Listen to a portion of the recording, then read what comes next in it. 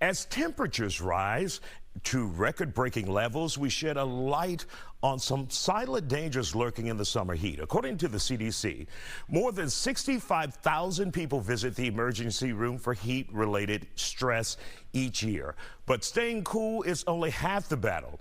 Hydrating properly is also very important. Just this week, a 10-year-old nearly died after drinking 6 bottles of water in an hour after playing outside.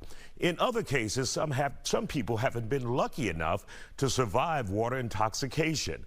Board-certified physician, emergency room physician, Dr. Foye Akiator joins me now to talk about the safe middle ground people should stay in as it relates to heat and water. I just ran here from my office. I'm out of breath.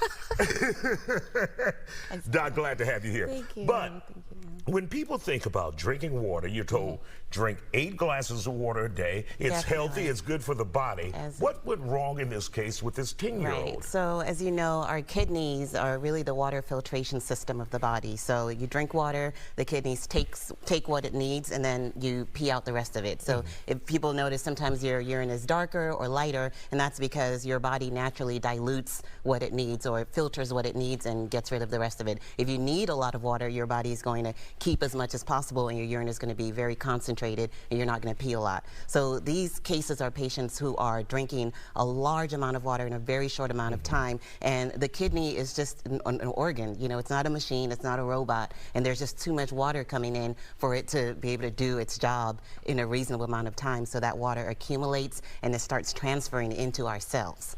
There's no such thing as catching up on hydration. You can't do double of what you typically do in 2 days. No, because your body can't handle, your body still has to process every single molecule that's coming inside, right? And so when we do that, we put a stress on our body, we put a stress on the kidneys.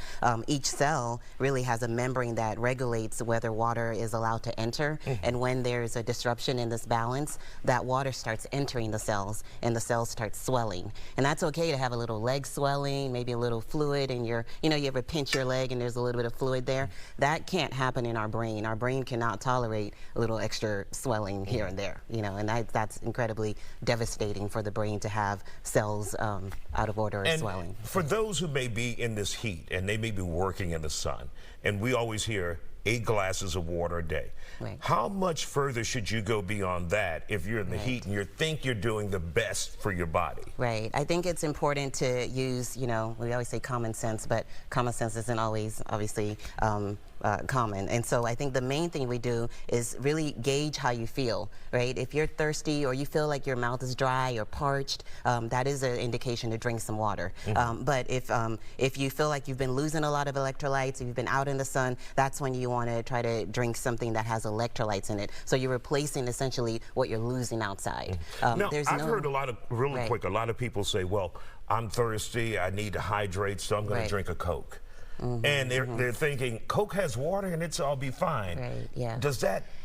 Coke has water in it, but it also has, a lot of sugar in it and other things, a lot of, artificial ingredients that you don't necessarily need. I think the natural first choice should be water, because most of us are running around dehydrated at baseline. So we need the extra water. What we don't need is 4 liters in 1 hour.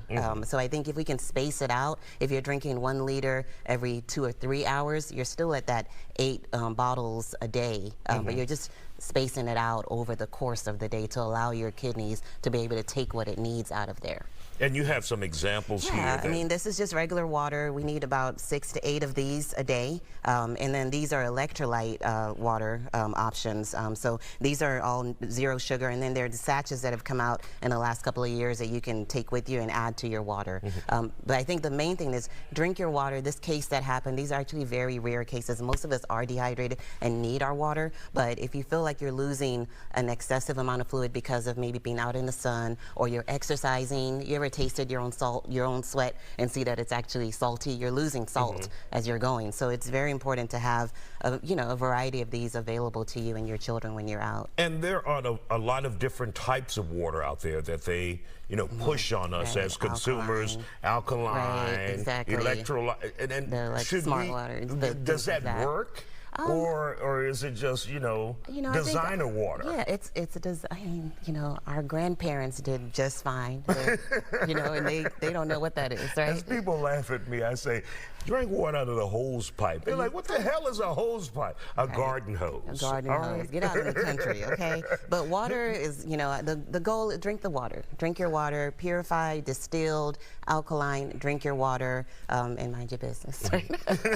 But no, drinking the water is really the vital part that we're talking about, and not overloading your kidneys at one time, because your body, again, has to filter all of that and take what it needs and help you urinate or pee the rest of it out. All right, Doc. And for those who'd like to know more on you, where can they find you on social media or your website? Definitely. I represent Lifesavers Emergency Room. We see a lot of patients for dehydration issues. Like I said, most of the patients that we see are dehydrated at baseline, so we spend a majority of their care due to heat exhaustion trying to rehydrate them with what's called normal saline. So it's basically water with sodium and chloride infused in it. All right. Lifesavers Emergency Room, Doc. Thank you for dropping by. Always good to see you.